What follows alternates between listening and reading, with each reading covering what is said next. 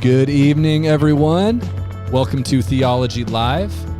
Okay, Suzanne and Dina get the Super Punctuality Award. I'm going to go ahead and assume that you are the two that also liked the video so far. Kevin logged on early and liked it for himself because he's back. Hey, ladies and gentlemen, we had to bring Kevin back.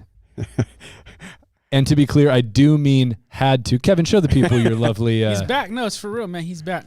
Show him your lovely face. There he is. I'm here for the moment. Well, you know, we fired him, brought Stan in. Didn't train anyone else in time. No, Stan underperformed, didn't get enough likes. Kevin was looking for work, and we said we're a Christian ministry.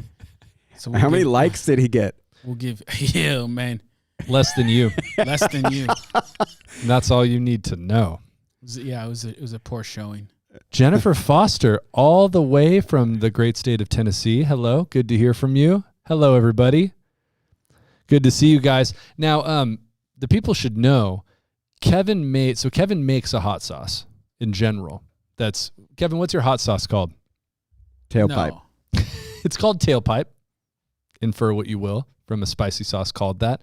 It's just typically like ground up habanero, garlic, oil. It's very spicy. Super spicy, super delicious. You made a special batch of it, which we should have, if we had thought, we would have brought it in here and maybe sampled some live, maybe next week. Yeah, we could do that next time. It's really good, really spicy. And you made a special batch with new peppers this time.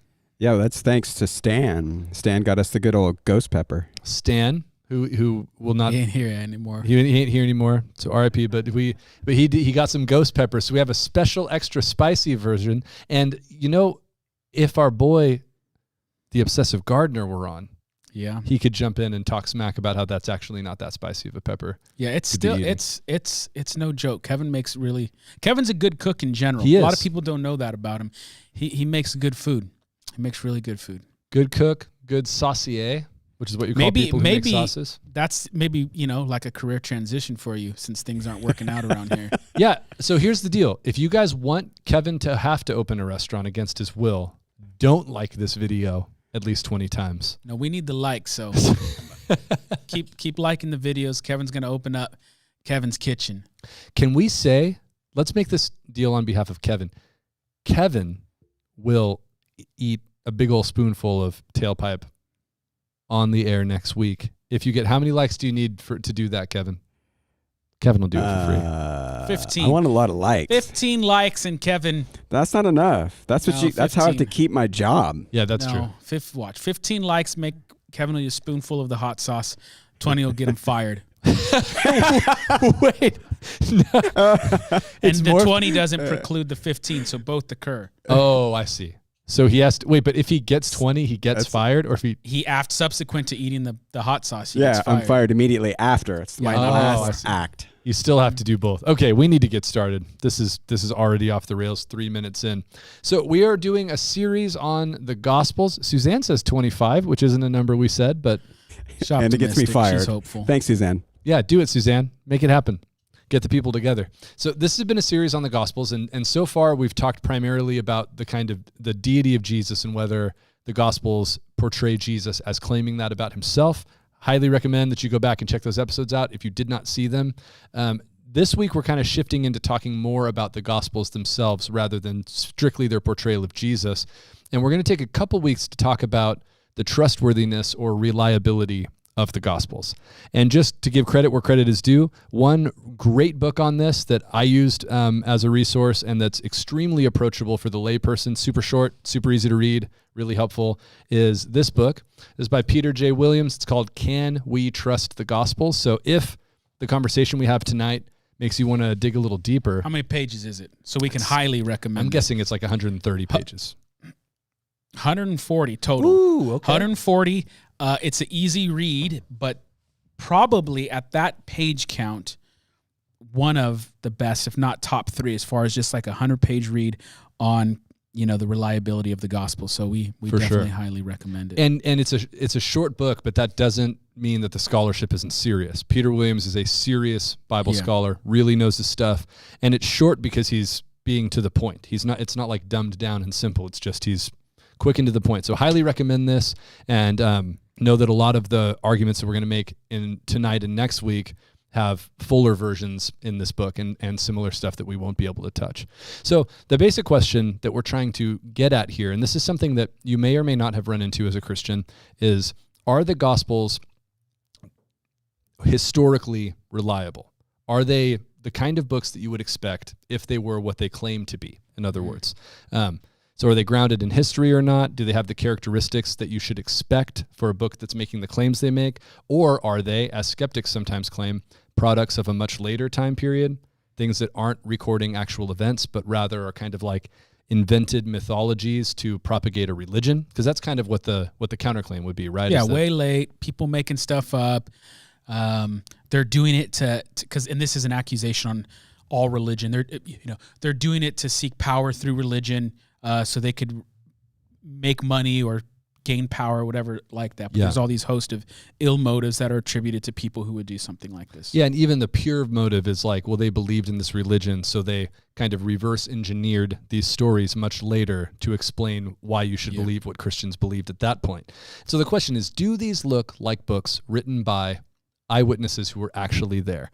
And that's kind of different than, we're not trying to argue that like you can prove with 100% certainty that these words are true or that the Bible is inerrant or should be treated as an authority. Those are theological claims. That's slightly different than what we're talking about. One of the things Peter Williams talks about in the beginning of the book that I think is helpful is he uses the word trust on purpose, because he's saying the issue isn't like, are the Gospels 100% like there's zero doubt, zero questions.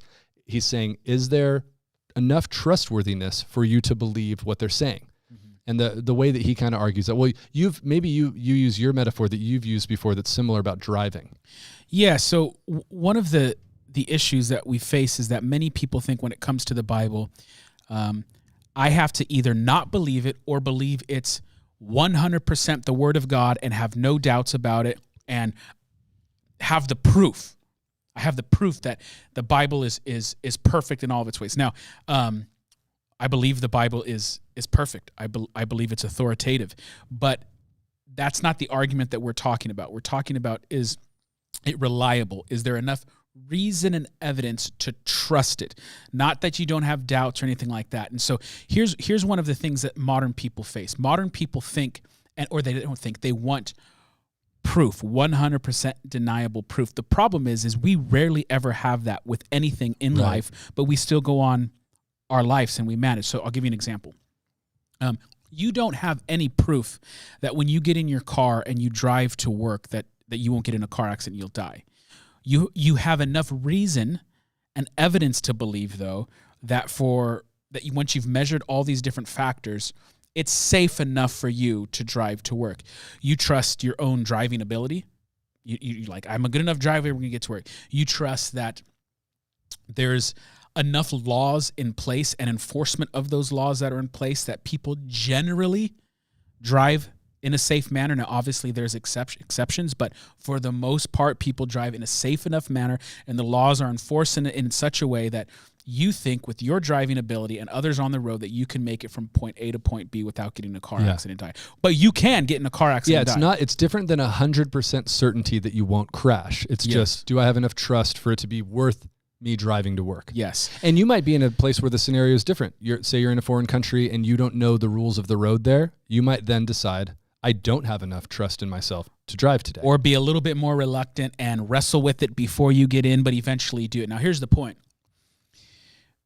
We think we have proof for lots of things, but in reality, what we're doing is we're measuring with our reason and our emotions thrown in if there's enough evidence that we could trust this. So every day you get in a car and trust it. And so for Christianity, people often want 100% proof, as if like, I'm not going to believe in God until in the sky it says, Jesus is my son, whom I will please. What you need to know is that you're not looking for that. You're looking for, is it reasonable to conclude that the truth claims of Christianity correspond to reality? And similarly with our discussion today with the Gospels, is there enough reason? Do we have evidence to say we can trust these things? Right. Now, there's a whole other argument about inerrancy and Word of God and authority, but that's not what we're talking about. We're saying, do we have enough reason to trust these documents? And so you're not looking for 100% proof. You're looking for reliability. And by the way, again, to emphasize the point, you do that with Right. when you eat at a restaurant, when you sit down in a chair, Yeah. all your past experience of the time sitting in a chair where a chair supported you. But like if you ever sat in a chair or something like that and maybe a leg was broken and you fall, Yeah. the next time you get in it, you might be a little bit more hesitant because you have a little bit more experience to doubt that. So in life, we're always doing that constantly all Yeah. of the time. You So don't it's wait- unfair to put that proof test upon something. Yeah, absolutely. So it's a really great point, and I've used that metaphor for the Christian faith in general. That hey, like you don't wait to get on an airplane until you're 100% sure that it will not crash. You just have to be sure enough. And so that's not us like lowering the bar. To your point, the point is this is what we do with everything. And so specifically with the Gospels being reliable, again, the question is, do these look like what they claim to be when you really examine them? And so the kind of straw man argument against the Bible and the reliability of the Bible is represented well in this meme that Kevin can pull up for us. This is the kind of thing you see on the internet. It says, here we go. It's a goat, which, by the way, skeptic memes, pretty weak lately. I've been looking hard to find really funny ones, and this one, it's a goat. I don't even get the joke of it. But it says, the Bible is reliable because the Bible says it is. And this is actually a pretty good representation of the kind of straw man mockery that you hear against Christianity, which is like, oh, you just believe the Bible is the word of God because the Bible says it. And that's frankly not the case. And we can prove that by starting right now with sources outside the Bible. So let's jump into some quotes from non-Christian sources that corroborate some of the basic details of the Gospels. So I'm going to read some quotes, and we talked about it, and we think it's worth reading some of these at length, even though they're kind of long. Stick with it. Yes, hang with me, because the first one's not super long, the second one's longer, but these are really, really important. These are early sources that are not only not Christian, but two of the three are hostile to Christianity. So this first one is from Tacitus. Tacitus is a Roman senator and consul, so he's just a Roman politician, really prolific writer, considered to be, in the scholarly world, a very reliable historian of that time. He was born in AD 56-ish, and so he's writing in the late first century. So, we're talking within a number of decades of the life of Jesus. And here's a quote from him. And this is from a letter. Oh, actually, no, this is from a history. I'm thinking of the next one. This is from a history called Annals. And stick with me, like I said, because you're going to learn a lot about Christianity in the very early days from this. And the quote that Kevin has up will pop in partway through. But neither human help, nor gifts from the emperor, nor all the ways of placating heaven could stifle scandal or dispel the belief that the fire had taken place by order of Nero. So quick background there. This is him specifically writing about a fire that was started in Rome, and everybody suspected that Nero, the emperor at the time, had started it. But Nero was trying to propagate the counter rumor that Christians had actually started it. So he's saying in spite of that, nobody was buying it. Therefore, to scotch the rumor, Nero substituted as culprits and punished with the utmost refinements of cruelty a class of men loathed for their vices whom the crowd called Christians. Christus, the founder of the name, had undergone the death penalty in the reign of Tiberius by sentence of the procurator Pontius Pilatus, and the pernicious superstition was checked for a moment, only to break out once more, not merely in Judea, the home of the disease, but in the capital, Rome itself, where all things horrible or shameful in the world collect and become fashionable. I love that. First, then, the confessed members of the sect were arrested. Next, on their disclosures, vast numbers were convicted, not so much on the count of arson as for hatred of the human race, and derision accompanied their end. They were covered with wild beast skin and torn to death by dogs, or they were fastened on crosses and, when daylight failed, were burned to serve as lamps by night. Nero had offered his gardens for the spectacle and gave an exhibition in his circus, mixing with the crowd in the clothes of a charioteer or mounted on his chariot. Hence, in spite of a guilt which had earned the most exemplary punishment, there arose a sentiment of pity due to the impression that they were being sacrifices not for the welfare of the state, but to the ferocity of a single man. So that translation, by the way, is awesome. Yeah. I haven't read that in Latin or Greek, or which I don't even know what Annals is written in. I assume Latin. Spanish, man. Spanish, right. So what we can infer from that is a huge amount about the very first church. Name some of the interesting ones. They were so hated that they're called this disease. Yeah, he calls them a disease. They're a disease. No one likes these. This is just gross. There's that type of language. Second, some confirmation of the Gospels details of the actual crucifixion of Jesus. So you had Christus getting used. It's Christ. He was crucified, so the type of execution, and then also under Pontius Pilate. So and during the reign of Tiberius. Yes, so grounding it in a number of historical details. And details that match exactly the way the gospel tells the story. And again, this is not a person who's trying to convince people of Christianity. He refers to Christians as a disease in this very thing. And then the one of the important things is to note is that the Christians are getting slaughtered. So they're getting killed and tortured for their faith. He mentioned being fastened to crosses, animals tearing them, and then, of course, burning them. So it's horrific things that happen to the first followers of Jesus. But this is incredibly important. Within a few decades, you have Christians willing to die for their faith in Jesus. Now, this is not people willing to die for a wise prophet or a good teacher. They aren't willing to die because, man, this Jesus guy taught us some really cool stuff. He taught us that we should love our neighbors. They are dying because they believe this is central to their faith. So the claims of the Gospels that Jesus was more than a man, he's not just a normal human being, are so central within a few decades. Men and women and very young people, we'll see this in a moment, are willing to die, and sometimes in horrific manners, to give their life for this Jesus. And from a historical perspective, that's fascinating to see that type of spread within a few decades. Absolutely. And the geographic spread, which also is talked about in the book of Acts, which is not a gospel itself, but it's almost certainly written by the same author as one of the gospels, kind of like a part 2. The spread is described by Tacitus exactly the same way that Luke talks about it in Acts, that there's under Tiberius, Jesus is killed, and then that kind of quells things for a little while, which is also the way the story is told in the Gospels. And then all of a sudden there's this explosion where he says, it's not just in Judea anymore. Now it's all the way in Rome.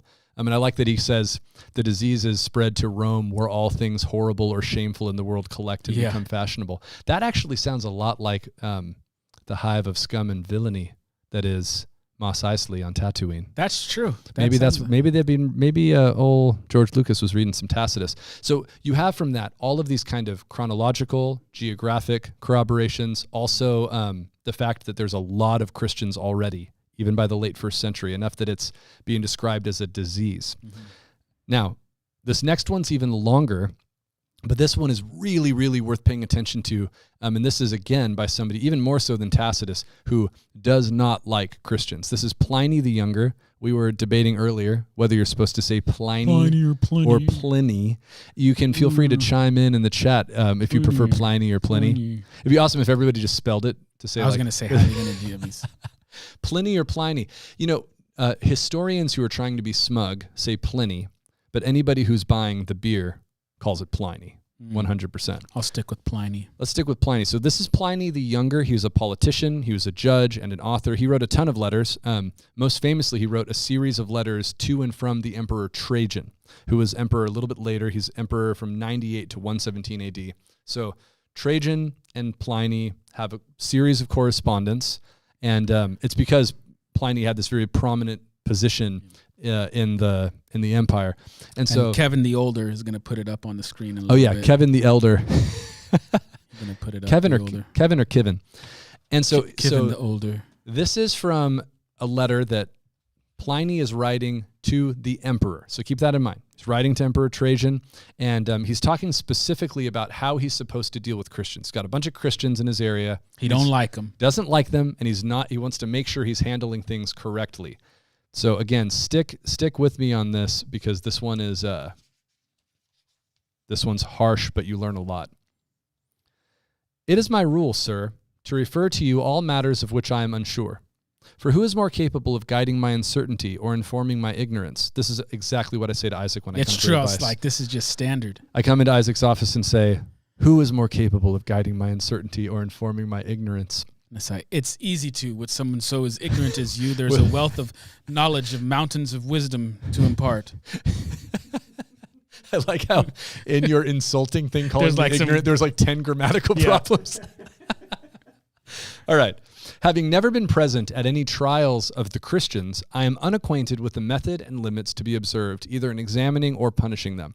I've also been in great doubt whether any difference is to be made on account of age, or any distinction allowed between the youngest and the adult, whether recanting allows a pardon, or whether allows a pardon, or whether if a man has been once a Christian, it does not help him to recant, whether the mere profession of Christianity, albeit without crimes, or only the crimes associated with it are punishable. So you can see the kind of things he has problems. He's like, I don't know if they just recant their faith, is that enough to let them go? Or is it if they've ever been a Christian, do we punish them anyway? Then he goes on. In the meanwhile, the method I have observed towards those who have been denounced to me as Christians is this. I interrogated them whether they were Christians. If they confessed it, I repeated the question a second and a third time, adding the threat of capital punishment. If they still persevered, I ordered them to be led off to execution.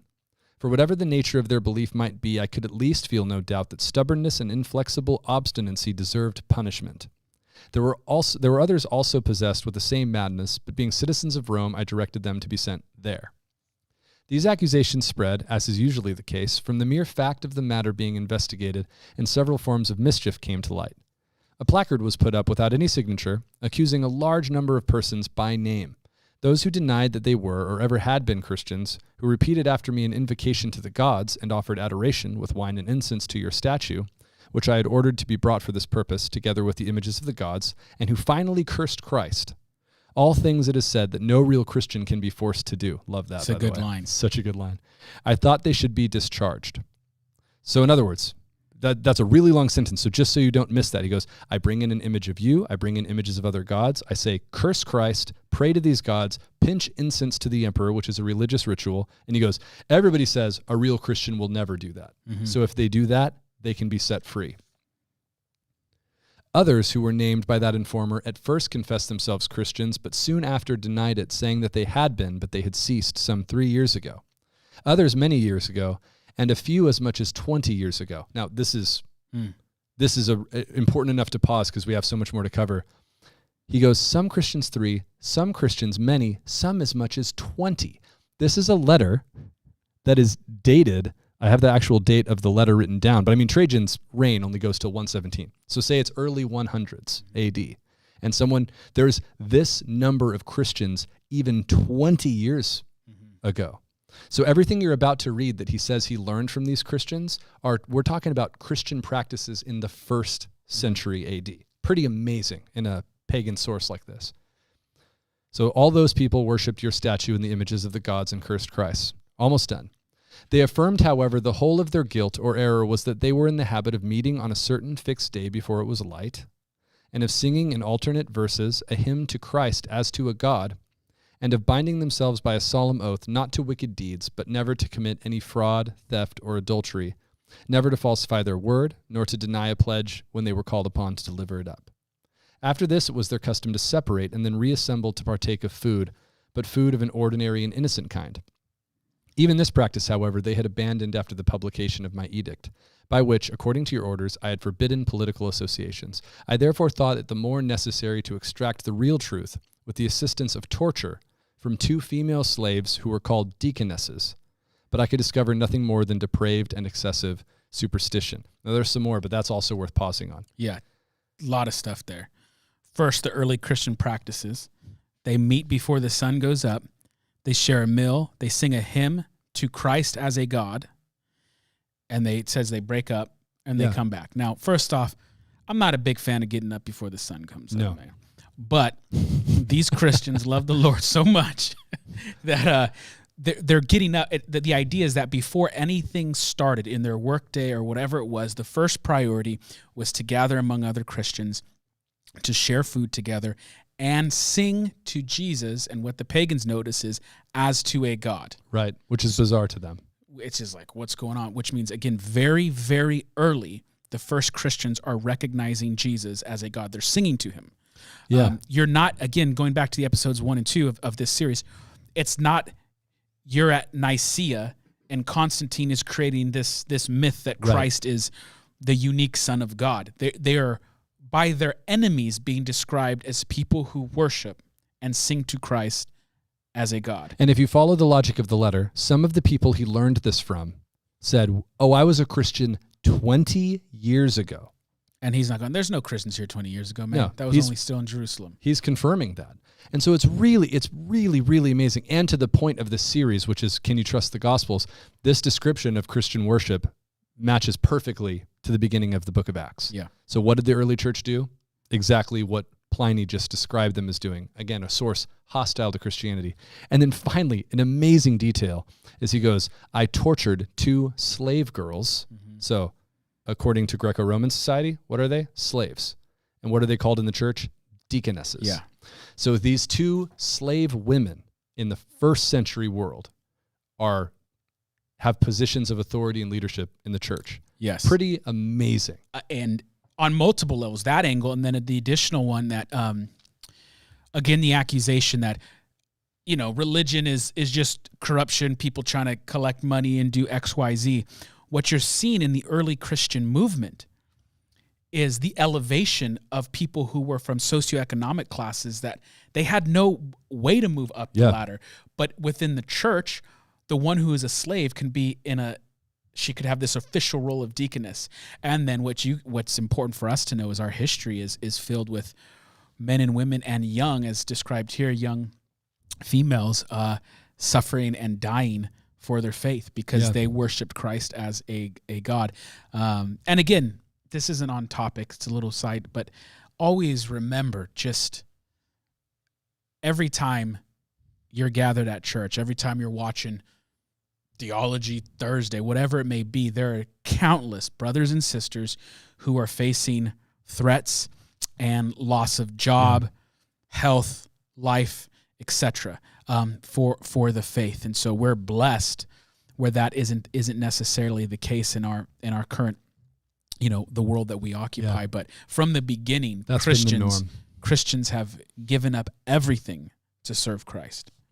All right, let's keep and rolling. they notice it. Like the people are like, man, there's that one line. I don't know if you could pull it, but it's like I can't even string the words together as beautiful. Like stubbornly obstinate. Yeah, so awesome. I should see if I can find it. But yeah, I love it. I love the all things it is said that no Christian can be forced to do. So awesome. Yes. Yeah, and so and again, this is a source hostile to Christianity. He's writing to the Emperor of Rome to ask, am I punishing Christians correctly? So just to finish what he has to say, because there's some more interesting stuff here too. I have therefore adjourned the proceedings and hastened to consult you, for the matter seemed to me well worth referring to you, especially considering the number endangered. Many persons of all ages and ranks and of both sexes are being and will be called to trial. That speaks to the number of Christians in the empire at this point. For this contagious superstition is not confined only to the cities, but has also spread through the villages and rural districts. It seems possible, however, to check and correct this.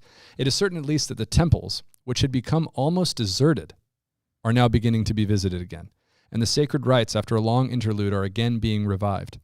There's general demand for sacrificial animals, for which up to now only rarely were purchasers found. From this, it is easy to imagine that a multitude of people may be reclaimed from this error if a door is left open for them to change their minds. So that again speaks to just the massive numbers of Christians that are in the kingdom at this time. Yeah, and again to the point, are the Gospels reliable? These quotes by these hostile sources aren't like saying every last thing in these gospel accounts is right, but what they're confirming is the claims of that the gospel writers were making, namely about Jesus and who he was the standard accepted kind of creed, if you will, of the first Christians. This isn't a late invention. Right. This idea that Jesus is unique and the gospel's bearing witness to that is something that's universally accepted among the early Christian community. Yeah, they're willing to die. Real Christians, Pliny is saying, real Christians die for this rather than pinch incense to Caesar. And so and again, we're talking when he says, I've got Christians who've been Christians for 20 years. This is early Christianity. All right, one more. Anything else on that one before we jump on to the next one, Isaac? No, I was just looking for that string of words so I could apply it to Kevin. You want me to find it? I saw Kevin trying to Google find it real quick, and I was like, I'm just going to use it against you, man. You don't want to bring it up. Yeah, no, don't give. Oh, I got it. For whatever the nature of their belief might be, I could at least feel no doubt that stubbornness and inflexible obstinacy deserved punishment. Yes. So just like I come to Isaac and say, who is more capable of guiding my uncertainty or informing my ignorance? When Isaac goes to Kevin, Flexible. he says, I feel no doubt that stubbornness and inflexible obstinacy deserve punishment. And so what shall we do with the one we call Sam? Wait, hold on. That's what I go to Kevin on. I don't like that at all. I don't like it when I'm participating in smack talk against one friend and then I get roped into it.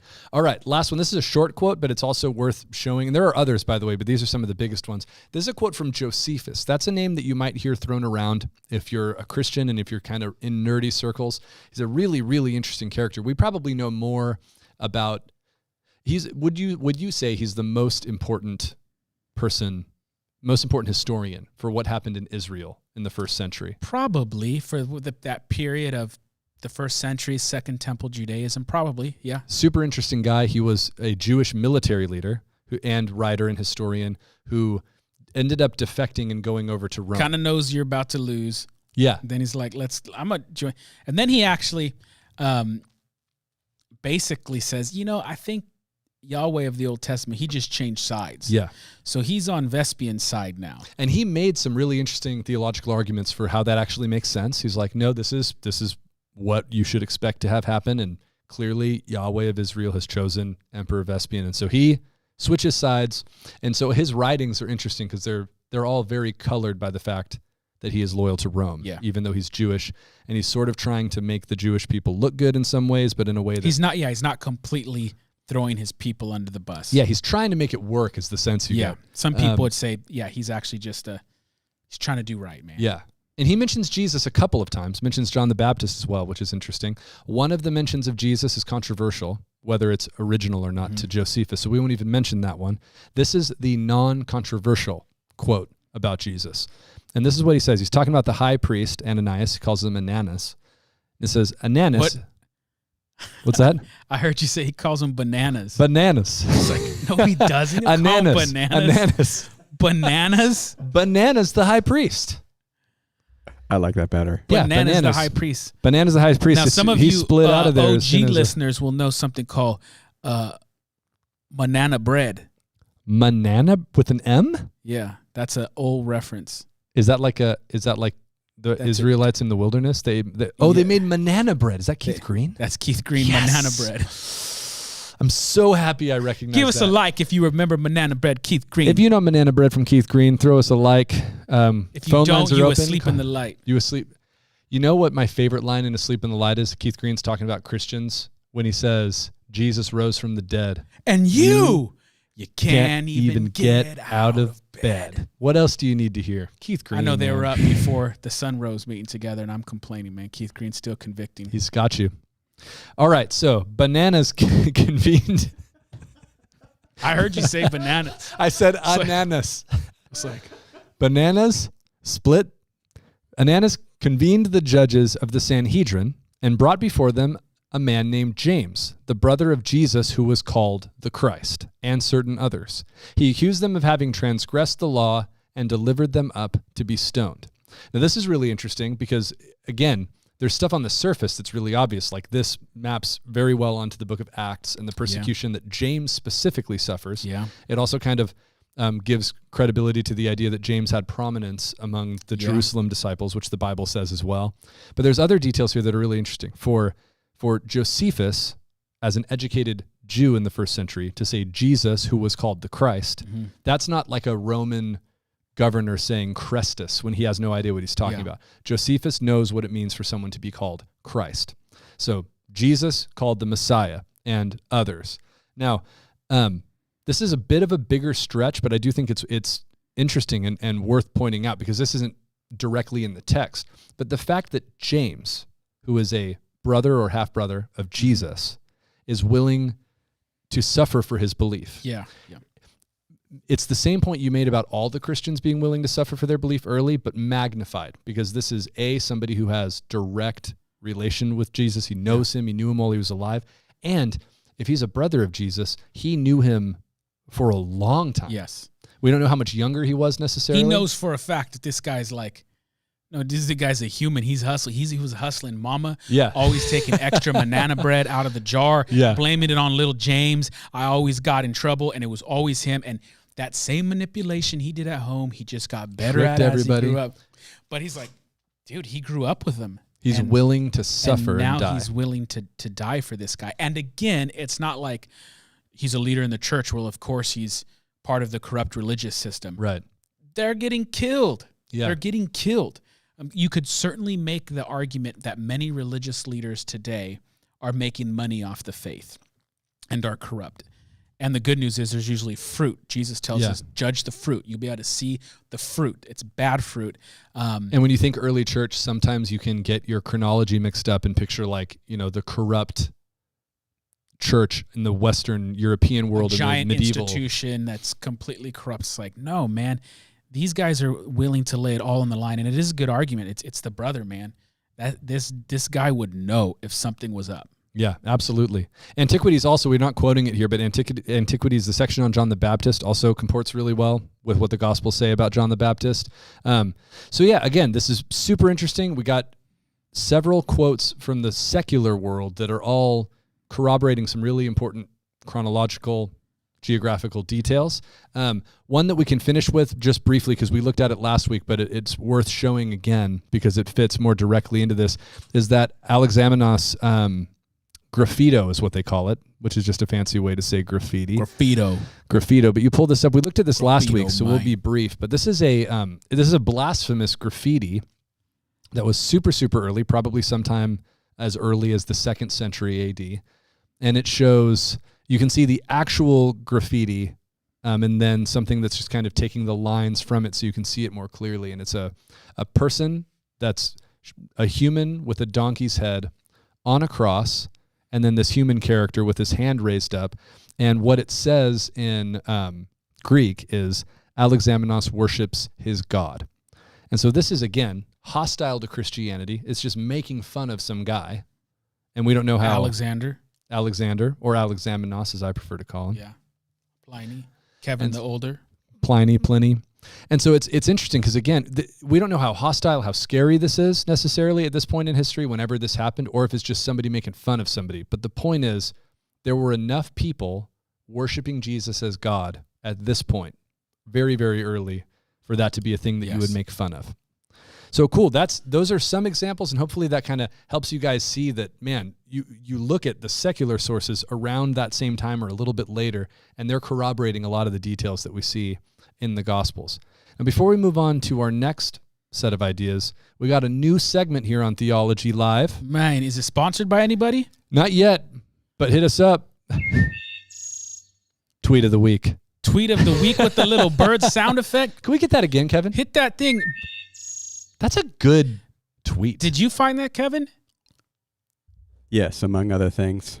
Among other things. That's cryptic. Well, did you get us a sponsor? Tweet of the Among week other brought to things. you by Twitter. by Fruit Roll-Ups. I'm trying to get some snacks. We've said it before. Caffeine and carbonation is all it takes. And we don't even need money. Seeds, man. I just want sunflower seed sponsorship. Sunflower seeds would be good.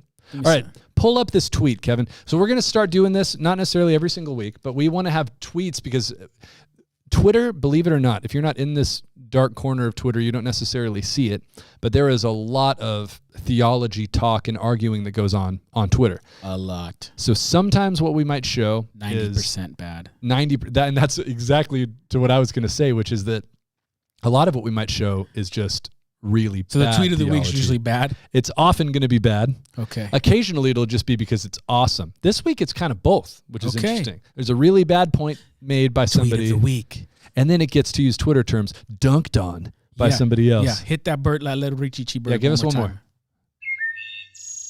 We want a high production around here, man. Yeah.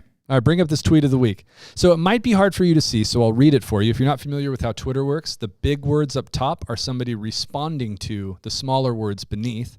The original tweet was just last week, and the original person tweeted, according to Genesis, Adam and Eve didn't sin because they made a conscious decision to reject God's authority.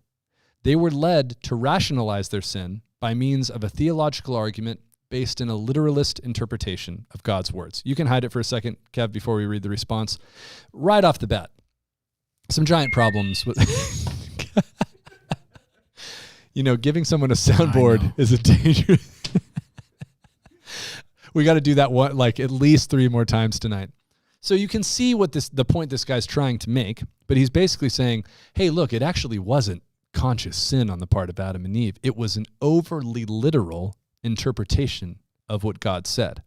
The problem with that, now he's trying to dunk on let me not read into his motives. Yes. It seems as if he is trying to make fun of people who subscribe to a very literal interpretation of the Bible. Or at best, as you know, we always try to give everyone the benefit of the doubt. Right.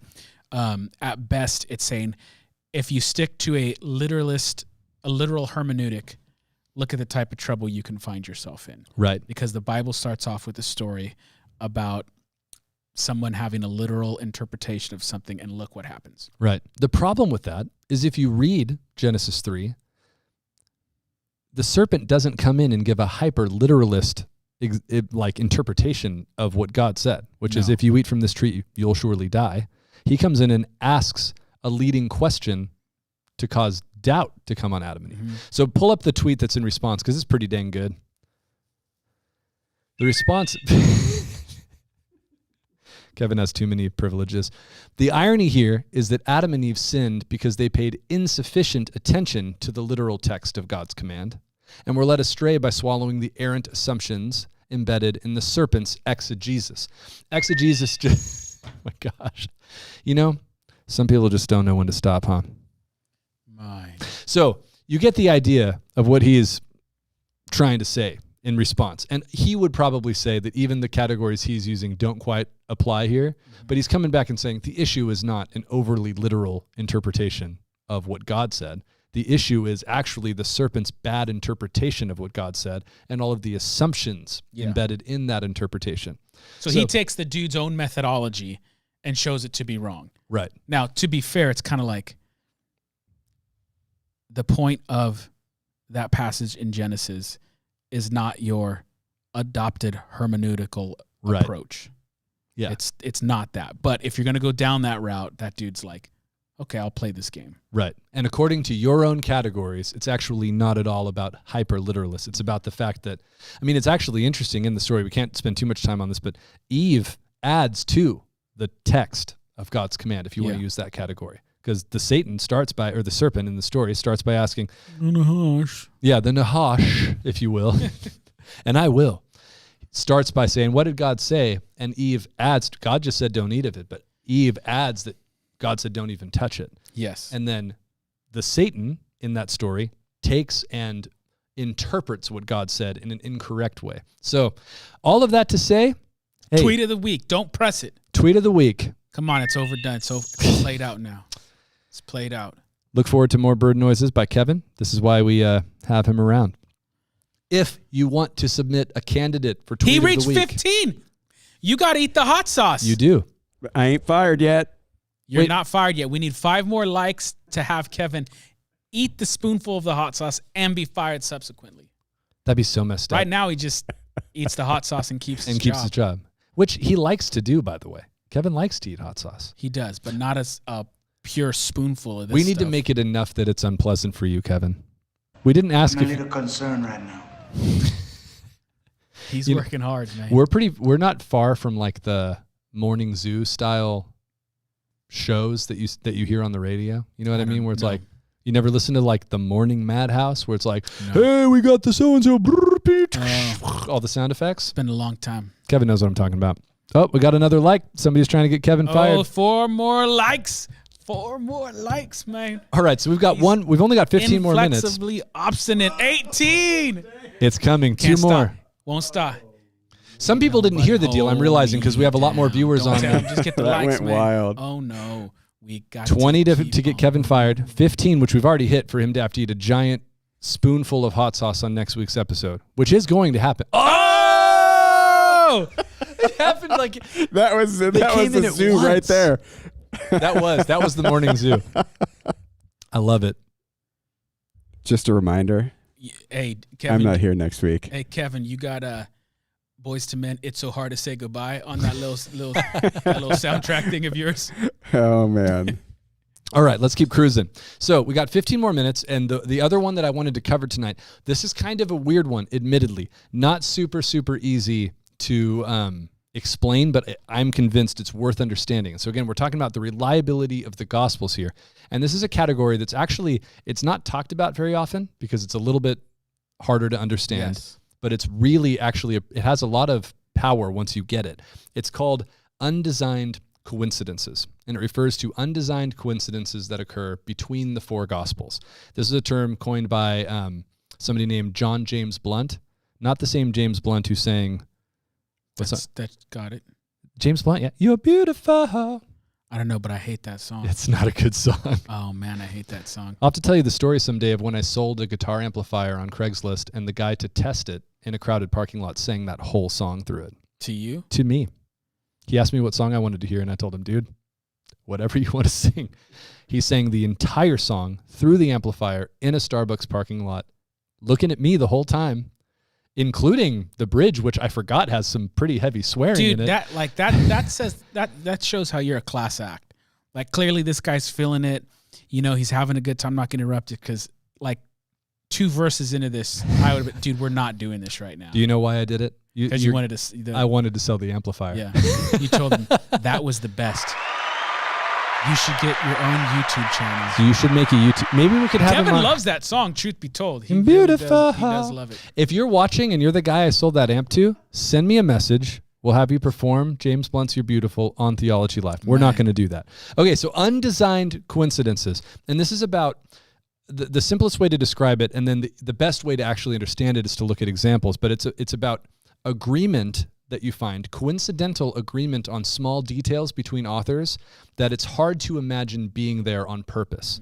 Meaning, even if it's the authors colluding to look like they're all telling the same story from the same time period and stuff, these are the kind of like random coincidences that can only really be explained, or best, I should say, not can only, but they are best explained by just the fact that, hey, these are all guys who were there telling true stories. So, undesigned coincidences. Let's give an example of what this would look like in real life, and then we'll start showing some Bible examples. Okay. This is an oversimplified, way too obvious example. But let's say me, Kevin, and Isaac are all in different places, going to and coming from, and from different angles, we all witness a car accident. And the police call us, and they want our stories, but they're trying to hear them all independently to make sure that we were actually there. So trying to verify you're there. So they're looking for big details of agreement. But when I'm telling the story, I happen to mention, the sound was so loud it scared me, and I dropped the bag of tacos I had. Just a side detail, not the main point. And then I tell the rest of the story. Later on, they bring Isaac in, and he, just to start his story, goes, well, I was on my way to meet with Sam to eat some tacos, and then I saw this car accident. And then he tells the rest of the and a good, if the questioner's paying attention, he goes, okay, well, that's kind of random that they both mention tacos. Then they bring Kevin in. Kevin says, I made the tacos.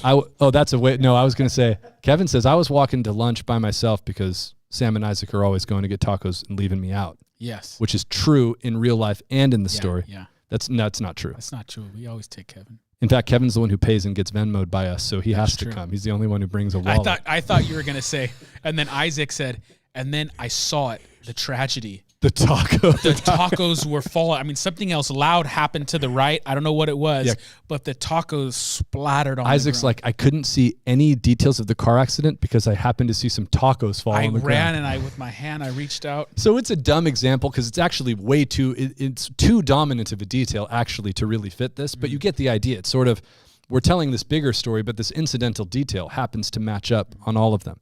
So let me give you some examples from Scripture that'll kind of fill in what I'm talking about. There are a lot of these. Some of them are thinner than others.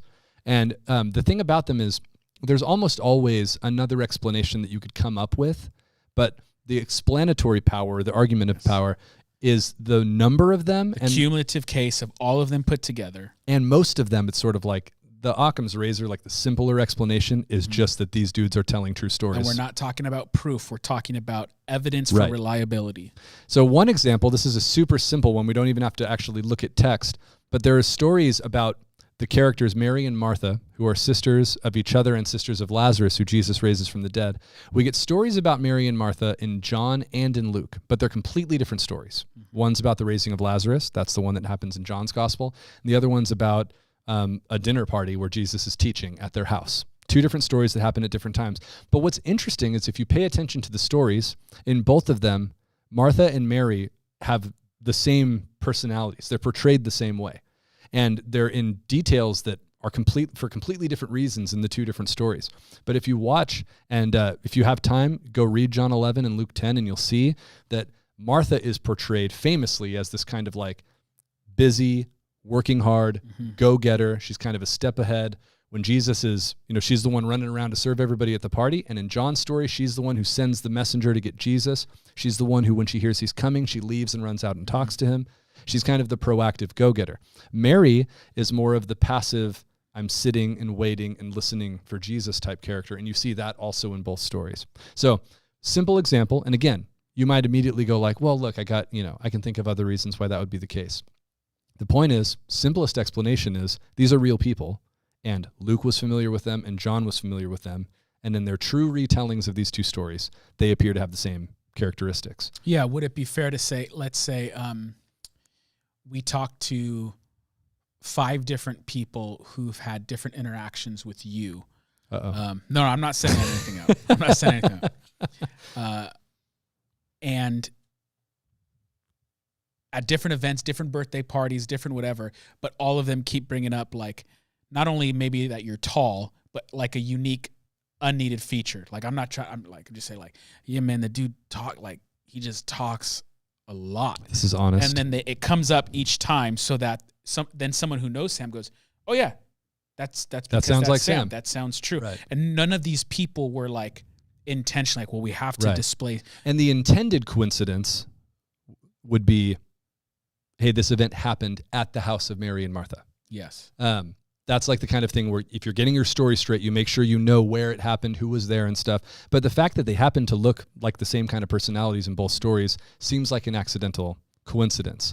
There's a couple of other really, really simple ones, but the one that, because we're running out of time, there's another really good one that is actually pretty quick. So James and John, does anybody in the chat know what James and John's nickname is? I'm going to give you 5 or 10 seconds because the chat's a little bit behind the live stream.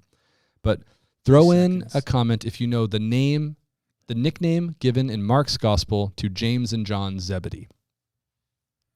This is where you have, Kevin, the little Jeopardy theme song. Not the opener theme song, but when they're thinking at the end. Boom, boom, boom, boom, boom. Are we going to get pulled for copyrights if I hum that song? Don't hum it. Because you know it's in the perfectly correct key. All right, we'll see if the things come in correct. We haven't seen any yet. But James and John in Mark's gospel are called the sons of thunder. Now, what's really interesting about that is in Mark 3, when Jesus calls them that, or they're referred to as that, there's, oh yeah, look at Dina Bless coming in with sons of thunder. And you know she said it before I said it because of the way the delay works with the chat. So they're called sons of thunder, but Mark does not say why they're called sons of thunder. Oh, son of thunder. I like that too. Now that, if I do declare, the picture looks familiar on that Son of Thunder fella. Sherry Russell also knows Sons of Thunder. Who is it? I can't. It looks to me like Robert John Campos, I would have to guess. I'm too old, man. I can't So, see this. Sons of Thunder in Mark 3. What's interesting, though, like I said, is Mark does not give a reason why they're called that. He just happens to mention that they're called the Sons of Thunder. In Luke 9, there's this story about James and John being hot-headed, and they're mad at a Samaritan village, and they literally ask Jesus, can we call down fire from heaven? Mm-hmm. By which they mean lightning, almost certainly. And Jesus corrects them and says no. But they are not called the sons of thunder in that story. So you hopefully are starting to see how this works. So Jesus nicknames them sons of thunder, almost certainly because one time they got carried away and asked, not just one time, they have this They're hot-headed. They're hot-headed. They have other examples of being hot-headed, but they specifically ask, can we call down lightning from heaven to destroy this city? But Mark just happens to mention in passing that they have that nickname and doesn't tell that story. So that's another example of, this story explains this one, but not in a way where you would ever imagine that ancient writers are getting together and planting these tiny, tiny details. Now, here's my favorite one. And this is now Ryan wants to know, is Jesus joking there to kind of make fun of them? I don't know. I mean, usually nicknames aren't mean-spirited. So my guess is that it is kind of like a chill out Sons of Thunder kind of thing. Could be, yeah. Who knows? You remember the movie Days of Thunder? I do. It also was brought to life in a ride at Paramount's Great America. That's true. I thought you were going to have more to say about that. Well, I was going to, but then after the thunder, Kevin starts laughing because he probably had some good times, man. You know, I had that with that theme song playing back, get your blood flowing. Like, I'm so young that Days of Thunder was gone by the time I went to Great America. See, then they did an upgrade there. This is in San Jose, California. They took you, with Tom Cruise on land, and then they took you with Tom Cruise in the air. Top Gun, which also had another good theme song. Top Gun, by the way, great roller coaster. It was a great roller coaster. They're making another. They're doing a part 2 to Top Gun probably won't be good. And let's be honest, they really shouldn't do that. So, okay, let's look at this. Kevin, you can pull up my Bible here. This is from the story of the feeding of the 5,000. Little trivia for you guys. The feeding of the 5,000 is the only miracle that's recorded in all 4 Gospels, the Synoptics and John. Now, there are tons and tons of unintended coincidences in this story, specifically because it's told by 4 Gospels, but this is my favorite one, and hopefully you guys can follow me on this. They're having their teaching time with this giant crowd of 5,000 men, tons of people. And so famously, if you're familiar with the story, you'll remember this. Starting at verse 5, this is John's account. It says, lifting up his eyes then, and seeing that a large crowd was coming toward him, Jesus said to Philip, where are we to buy bread so that these people may eat? So kind of a random detail there. Jesus, it says, all the other Gospels just say he said to them, to the disciples in general. John specifically records that he said this to Philip. It's kind of random because Philip's a minor character. Yeah. Like there's not really a whole lot of he's not like a Peter or a James or John where you get a bunch of stories about him. Poor Philip, man. Philip if you watch The Chosen, Philip's a great character in The Chosen, the TV show. But in the Gospels, you don't get a lot about him. And for some reason, John specifies that it's Philip. Now, the reason why is almost certainly found by looking at 2 other parts of the Bible. So if you go all the way back to the very beginning of John's Gospel, to John 1:44, you learn about Philip. It says, now Philip was from Bethsaida, the city of Andrew and Peter. Now, keep following the rabbit trail. This is probably the best one to me. It's so cool.